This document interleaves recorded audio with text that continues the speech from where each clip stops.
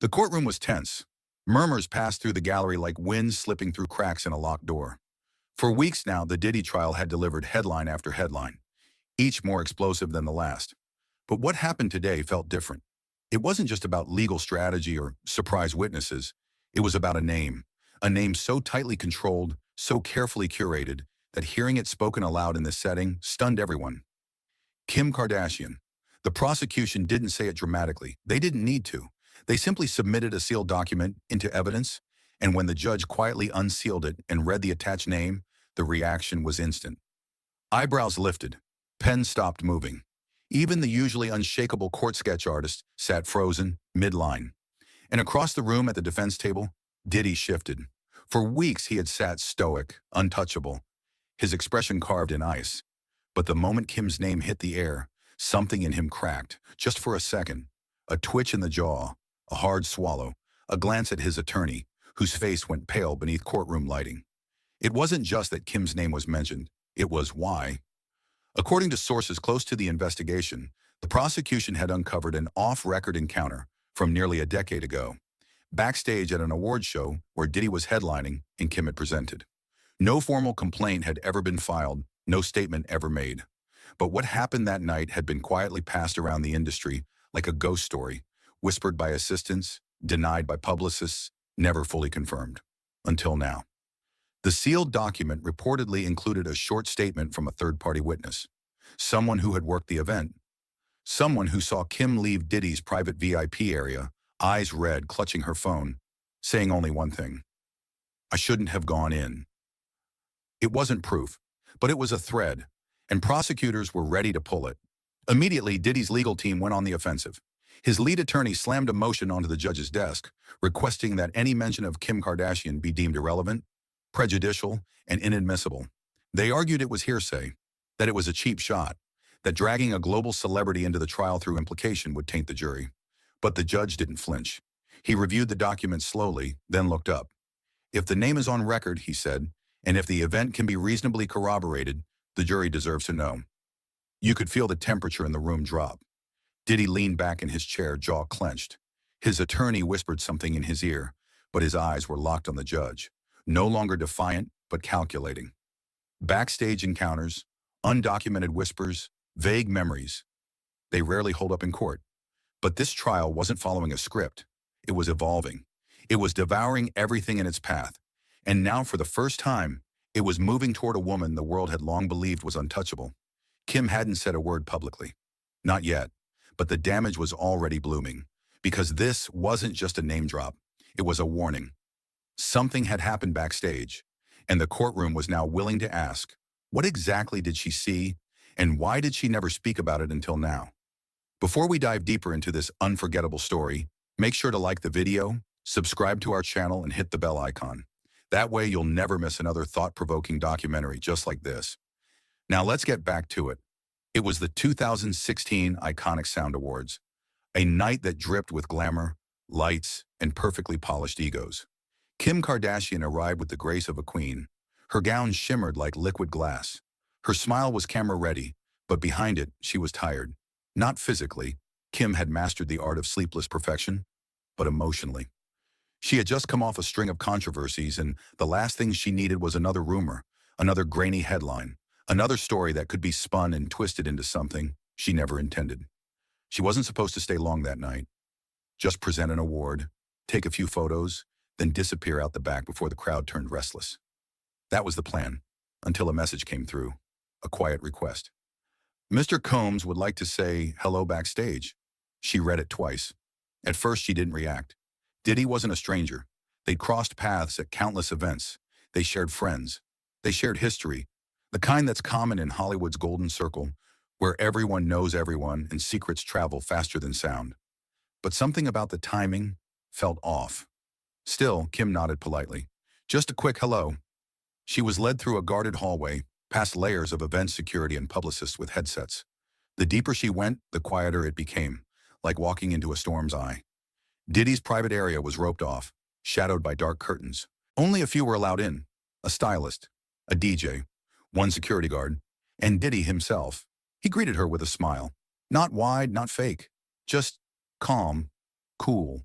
measured. "Kim," he said, "I'm glad you came." They exchanged pleasantries. She complimented his performance. He thanked her for presenting. But beneath the surface, something felt rehearsed, as if he wasn't just hosting, he was setting a stage. Kim had been in enough rooms to know when a vibe shifts, and here it shifted quickly. Diddy leaned in closer. His voice dropped. "You ever feel like the world watches you so hard, you stop knowing what's real?" Kim hesitated. "Sometimes." He smiled at that. But it wasn't the kind of smile that warms a room. It was the kind that tightens it. Then came the sentence. "Some of us, we're protected," he said. "We build things around us. Layers, silence, control." Kim didn't respond. She didn't know what she was being invited into. A conversation? A confession? A test? Before she could ask, someone entered the room. A staffer. Breathless. Nervous. "They're asking for Kim. She's needed on stage." She turned relieved. But as she moved toward the door, Diddy called out one last thing. "You're smart to go now. Not everyone knows when to leave." It wasn't a threat. It wasn't a compliment. It was something else. Something she couldn't name. And it followed her all the way down the hallway, into the flashing lights and out the venue's back door. That night, Kim didn't mention it to anyone. Not her stylist, not her team, not even Kanye. She didn't know what to say. Because how do you report a feeling? How do you tell a story that didn't cross a line but still left a mark? So she buried it, until now. When her name appeared in court, everything came flooding back. The cold room, the quiet tension, the sentence that had lived rent-free in her mind for nearly a decade. "You're smart to go now." And now with the photo surfacing, with a third-party witness confirming her discomfort, with the entire world watching this trial unfold like a slow-motion collapse, Kim had a choice. Stay silent, or finally confirm that what she felt that night wasn't paranoia, it was instinct. And instinct had kept her safe. But now it might do something bigger. It might finally bring truth into the light. The next morning, Kim woke up to a reality she couldn't control. Her name was everywhere. Kim Kardashian connected to Diddy trial. Backstage encounter resurfaces years later. Why did she stay silent? It didn't matter that she hadn't spoken yet. The world had already decided her silence was noise. The court documents were vague, redacted, but the press didn't need specifics. All they needed was her name and a whisper of something unspoken. Her phone buzzed nonstop. Friends, brands, her legal team. Even her mother, Chris, who'd navigated 100 crises in stilettos, sounded breathless when she called. "Do you know how big this is?" Kim didn't answer. She was staring at the photo on her phone, the one the prosecution had apparently received from a Backstage worker. It had been leaked overnight.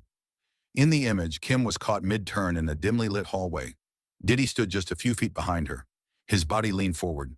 Her arms were crossed tight across her chest. Her eyes didn't meet the camera. They looked down and away. No flash, no glamour. Just a raw moment frozen in time. She remembered that exact second. And even now, years later, it still made her stomach twist. Because it wasn't about what happened. It was about what didn't, and how close it came.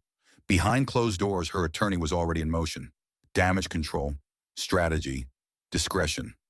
"Kim," he said, "you're not being accused of anything. But if they subpoena you, you'll need to decide. Cooperate quietly or speak publicly and control the narrative." Neither option felt right. If she said nothing, the silence would be filled for her. If she said something, it could reshape the trial and her life. By noon, Diddy's legal team responded with force. They released a statement to the press. "Attempts to drag unrelated public figures into this case are reckless and defamatory. Mr. Combs has no memory of the alleged Backstage encounter, and any claims to the contrary are false and driven by media hysteria."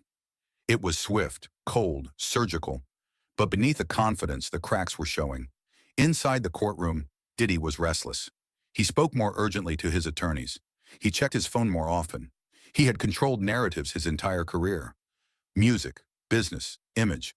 But this was different. Because Kim wasn't just famous. She was untouchable.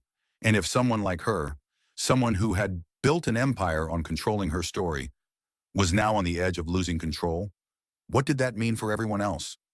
The prosecution saw the opening. They didn't accuse. They didn't grandstand. They simply let the story breathe. Let the image circulate. Let the jury wonder why someone as powerful and calculated as Kim Kardashian looked so out of place in that photo. and why Diddy, who had denied so much, was once again connected to something too quiet, too familiar, too haunting. By evening, social media was ablaze. Old interviews resurfaced, red carpet clips, paparazzi videos showing Kim looking visibly uncomfortable near Diddy at past events. Pieces of a puzzle that no one had tried to put together, until now. And while Kim hadn't yet broken her silence, she was thinking about it. Because this wasn't a headline she could hide from. This was a mirror. And in that mirror, she saw a version of herself she had locked away. Not because she was afraid, but because she had been taught that some rooms just weren't meant to be entered. But maybe the courtroom was one of them. And maybe this time, she wouldn't leave quietly. Court was already in session when Diddy's lead attorney made his move. He rose from the defense table with a confidence that felt more forced than natural. His voice cut through the room like a blade, formal and rehearsed. Your Honor, the defense respectfully requests a motion to suppress any and all references to Ms. Kimberly Kardashian in this trial. She is not listed as a formal witness. She has not accused my client of any wrongdoing, and her name is being used by the prosecution to inflame public interest and prejudice the jury. There it was, the legal attempt to slam the door shut before it could even open. The judge looked over his glasses, quiet and unreadable. The courtroom held its breath. Prosecutors stood slowly, not reacting to the drama, but calmly placing a thick file on the table before them. Your Honor, the lead prosecutor said, this is not a media stunt. The name surfaced because the encounter connects directly to a pattern we're establishing. While Ms. Kardashian has not alleged criminal misconduct, her interaction with the defendant shows an unmistakable behavioral consistency, one that the jury deserves to hear. The judge leaned back in his chair. Does she intend to testify? He asked. The prosecution hesitated, then offered a measured reply. We have not yet issued a subpoena, but she has submitted a signed, sealed statement, and we have corroborating support from a third-party witness. That was the moment the courtroom shifted, because up until now, Kim Kardashian's name had existed as a cloud over the proceedings, powerful but vague. But a sealed statement, that meant she had spoken, on record, under legal advisement, and the jury wasn't going to forget that. Diddy's lawyer grew more aggressive. This is trial by implication, Your Honor. This is reputation assassination by association. If every woman who's ever been in the same room with my client is suddenly relevant, then this isn't a courtroom. It's a circus. But the prosecutor fired back louder now. Then why did your client go to such lengths to keep her out of it? Silence. Tense. Thick. The judge tapped his gavel once, not to silence them, but to settle the room. I will allow the statement to remain in the record, he said slowly. The jury will determine its weight.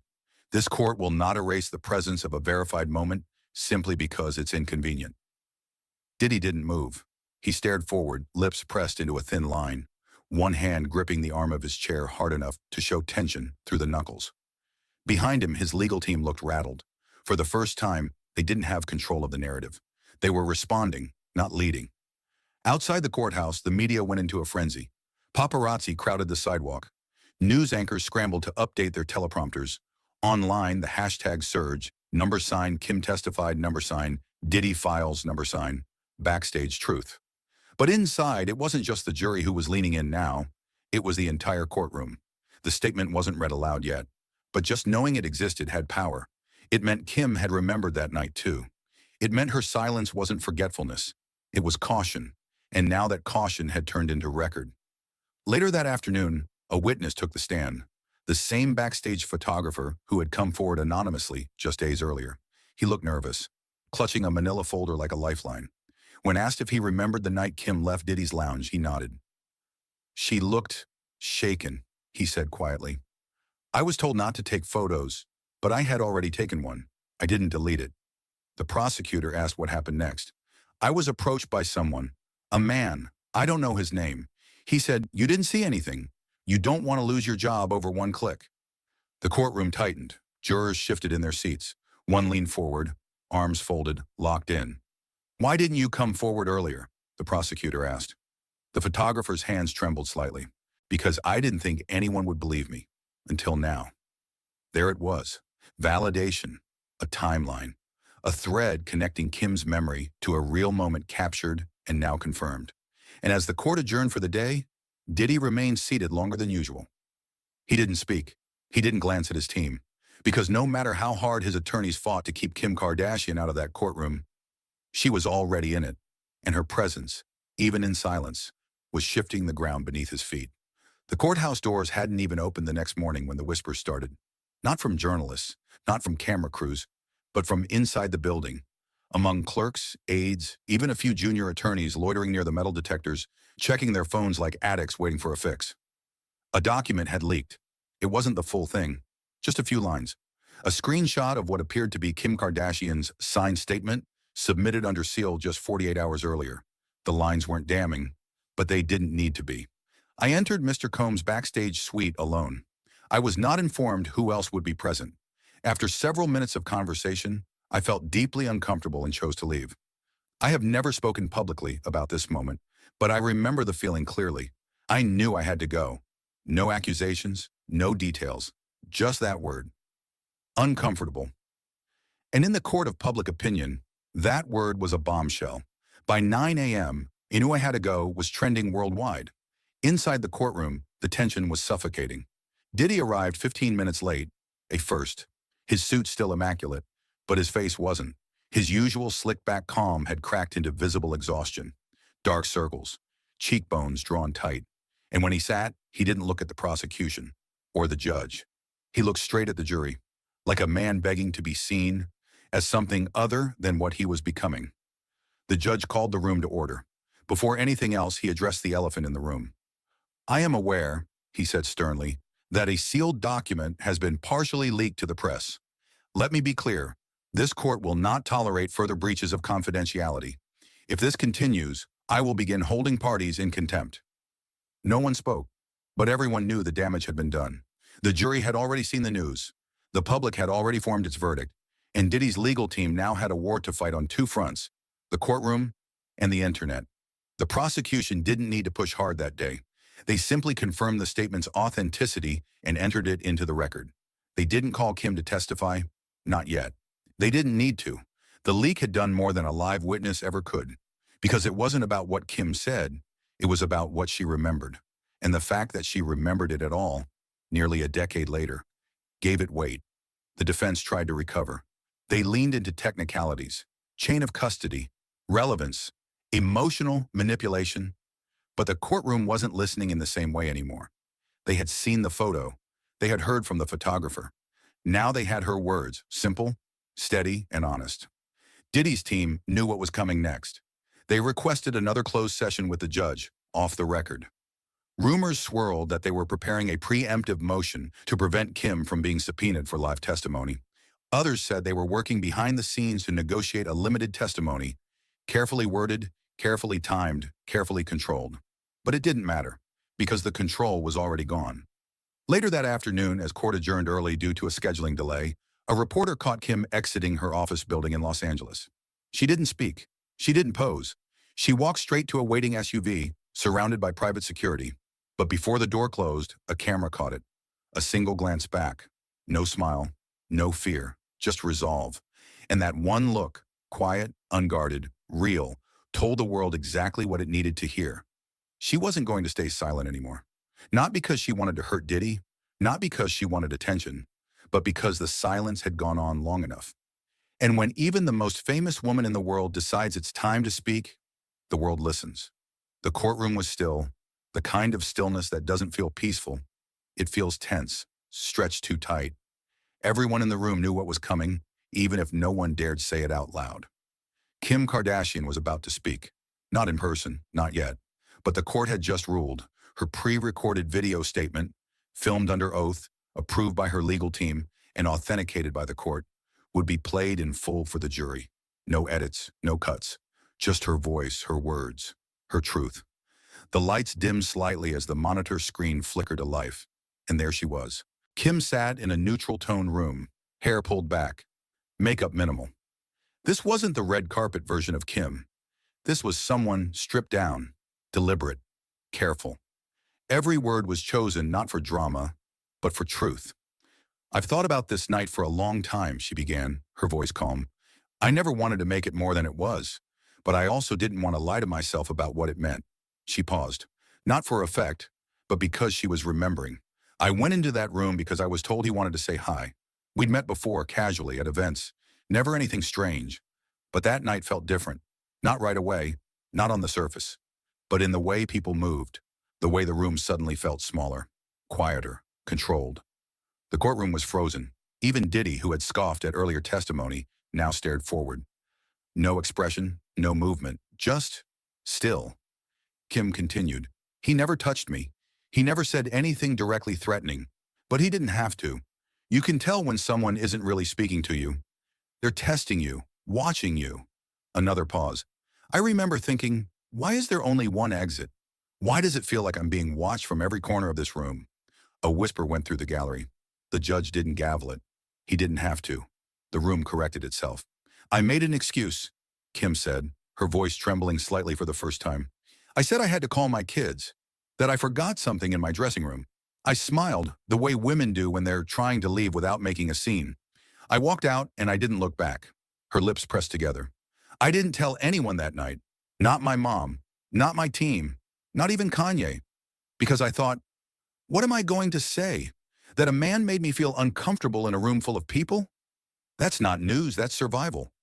Gasps, silent, inward. You could feel them. I'm not here to accuse. I'm here to confirm. What I saw, what I felt, what I knew in my bones that night is something I haven't forgotten. And now that I've been asked to remember, I won't pretend it didn't happen. The video ended. No music, no fade to black. Just the sudden silence of a courtroom stunned into reflection. The judge cleared his throat but didn't speak. The prosecution didn't need to add anything. The defense looked shaken. For the first time, Diddy's attorney didn't leap up with an objection or a spin. He simply scribbled something down and kept scribbling over and over again, like he was trying to undo what had just been seen. But it was too late, because what Kim had just delivered wasn't a smoking gun. It was something more powerful. It was the crack in the wall. And once a crack appears, it doesn't matter how strong the foundation used to be. Everything starts to shake. The aftermath of Kim's video statement wasn't just felt inside the courtroom. It echoed everywhere. News outlets ran the footage on loop, dissecting every sentence, every pause, every tremble in her voice. Body language experts were invited onto talk shows to analyze her eye contact and tone. Victim advocates called it one of the most honest statements ever made by someone in her position. Diddy's team, meanwhile, remained silent, but the silence only made things louder. Back inside the courthouse, the prosecution capitalized on the momentum. They didn't need to overstate the obvious. The jury had seen the most influential woman in modern pop culture admit on record that something deeply wrong had occurred, and she hadn't felt safe speaking about it until now. That kind of vulnerability doesn't fade with time. It lingers. The next witness took the stand, a former industry publicist who had worked multiple events alongside Diddy. She didn't name Kim directly, but her words painted the same picture. There was always a second layer behind the parties, she said. People were smiling, laughing, but there were zones you didn't go near, rooms where you weren't welcome unless you were personally invited, and those rooms weren't about music. She swallowed hard. Kim wasn't the first person to walk into a room like that and walk out changed. The defense tried to object. Relevance, hearsay, lack of first-hand knowledge. But the prosecution had anticipated it. They submitted event rosters, guest lists, and internal text messages between assistants that referenced VIP clearing zones and no photo zones, phrases eerily similar to what Kim had described in her statement. Behind the defense table, Diddy finally leaned forward, elbows on the table, fingers pressed together, touching his lips. For the first time, he looked like a man not fighting accusations, but bracing for a collapse. And the jury saw it, not just in him, but in everything unraveling around him. Because the story was no longer about one night, one room, one celebrity. It had become about a pattern, a blueprint, a system built on silence, power, and the assumption that no one would speak. But Kim had, and her decision cracked the narrative wide open. That night, a major entertainment blog posted a side-by-side comparison. A photo of Kim on the red carpet that night in 2016, radiant and unbothered. And the courtroom video where she sat stripped down, shaking, speaking her truth. The headline read, "The Face of Hollywood Then and Now." It went viral in less than an hour. Celebrities began liking it, quietly, subtly. Some shared it to their stories with a simple word, respect. But the one who shared it without comment, who posted it at midnight without a caption or emoji, was Kylie Jenner. And that sent the internet into meltdown. People began asking, Was Kylie there too? Had she heard the story before? Had she known what Kim kept locked away? Suddenly, the circle was tightening, not against Kim, but around Diddy, because every quiet nod of support was also a loud condemnation of what had gone unspoken for far too long. And as the trial continued, it no longer felt like Diddy was facing a single case. He was facing a reckoning, one witness at a time, one memory at a time. And now, with Kim's story fully on the record, the walls were closing in, not fast, but permanently. It happened just after lunch recess, the kind of shift in energy you don't notice right away. Not with words, not with motion, but with presence. Diddy didn't come back. At first, court officials assumed he was delayed. A traffic issue, a quick strategy meeting with counsel, standard excuses. But as the judge resumed session and his seat at the defense table remained empty, whispers started to rise. His lead attorney stood up, adjusting his tie with practiced ease but noticeably pale. "Your Honor," he said carefully, "Mr. Combs has chosen not to return for this afternoon's session. He is invoking his right not to be present for this portion of the trial." A murmur rolled through the gallery like thunder beneath the floorboards. The judge gave a firm nod, making note of the decision.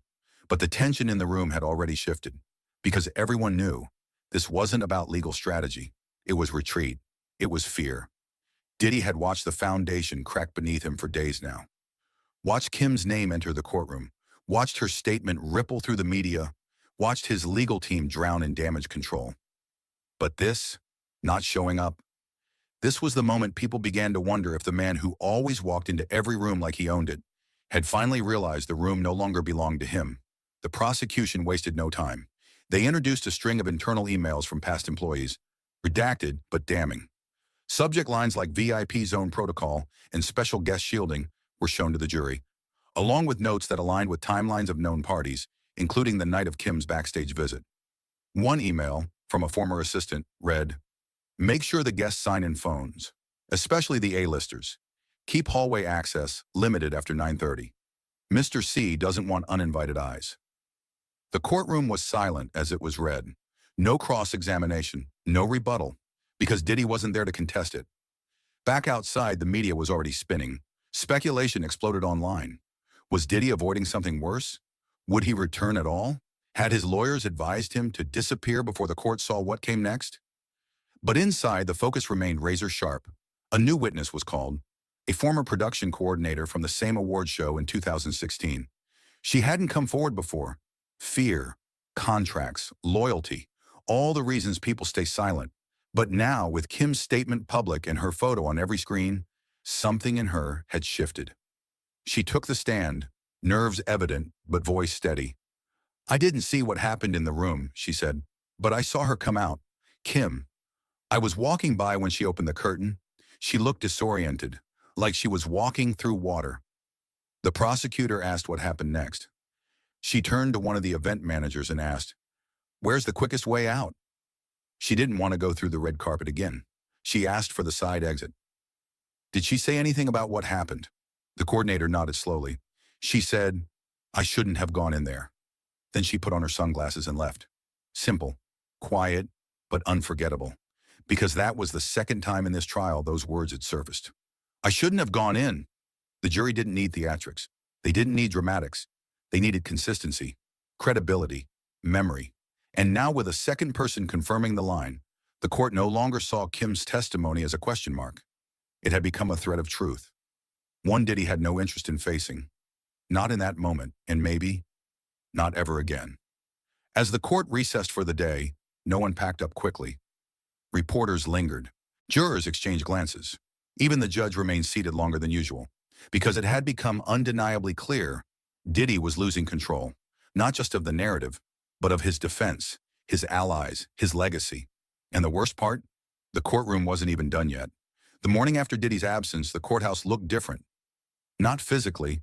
The same press barricades, the same flash bulbs popping at every SUV that pulled up, the same sketch artists clutching their pads with white knuckles. But there was something else now, a shift, a collective knowing. Like everyone had finally caught up to what the prosecution knew all along. Diddy wasn't just on trial for one incident. He was on trial for a culture he helped create and protect. And with each passing hour, that culture was unraveling. Inside the courtroom, the judge addressed the elephant in the room. "Mr. Combs remains within his rights not to appear," he said, "but let the record reflect that his absence will not delay these proceedings." The prosecution stood immediately. They were ready. What they presented next wasn't a witness. It wasn't a letter. It was a series of security logs, award shows, industry events, charity galas, all spanning over a decade. Each document showed one repeated feature: Diddy's private spaces, always set apart, always under his direct control, always staffed with his own security, not the venues. And in each case, guest logs were either missing or never created at all. The jury sat still, eyes tracking every line.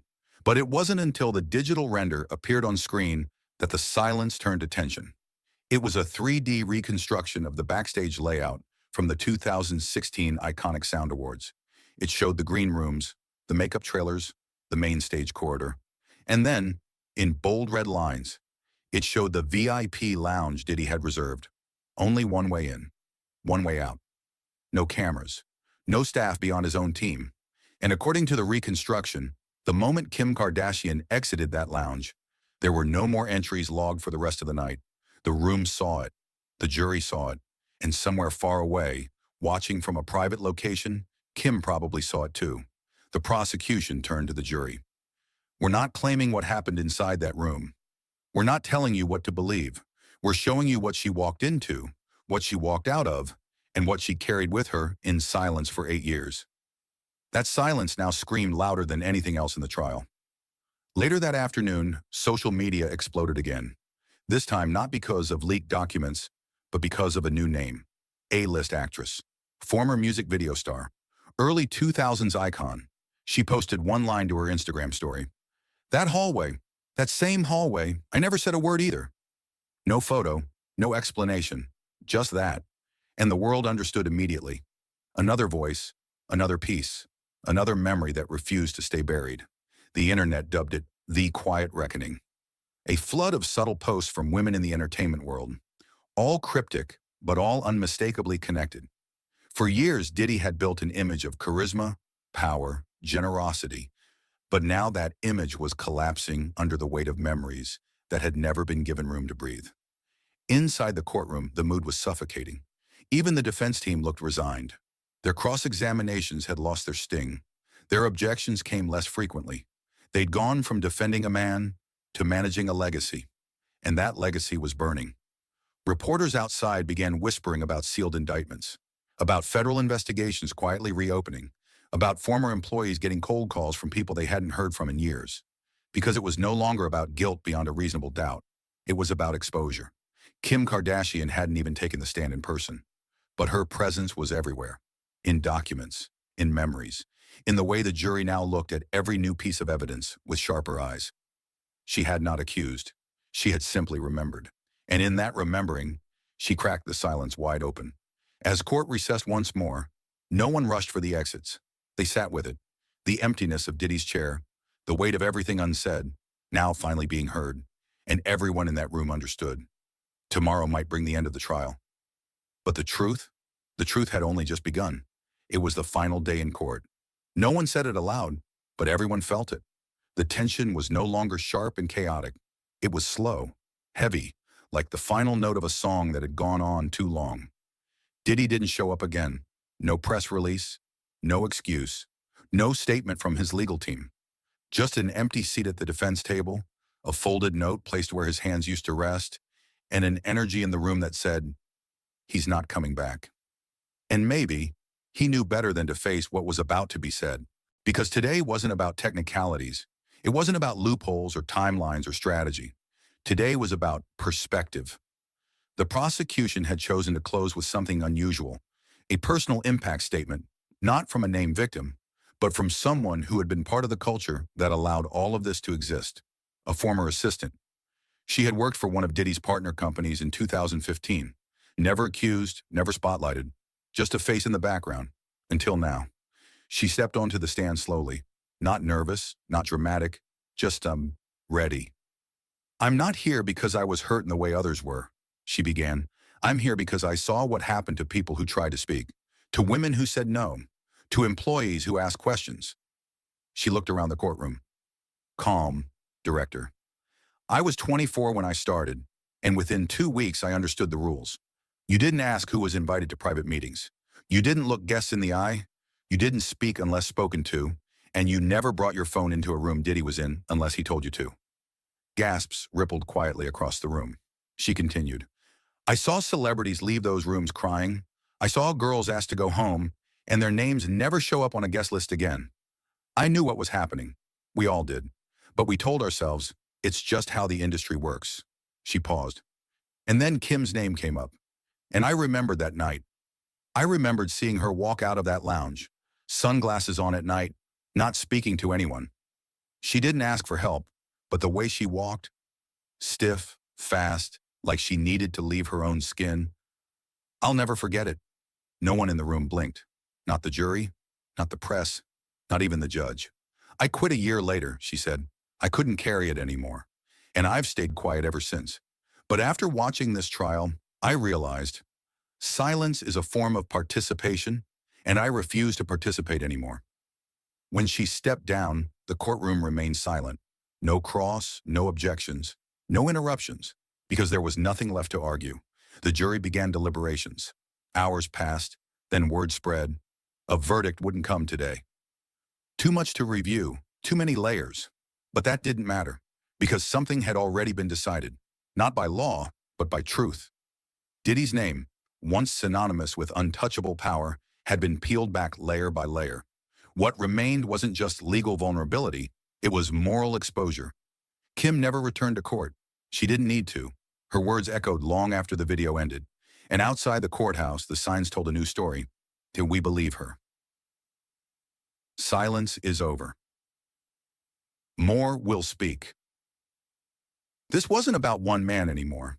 This was about the rooms we pretend not to see, the parties we glamorize without question, the voices that go quiet, not because they forget, but because they remember too well. And now, one by one, they are choosing to speak. And the world, it's finally choosing to listen.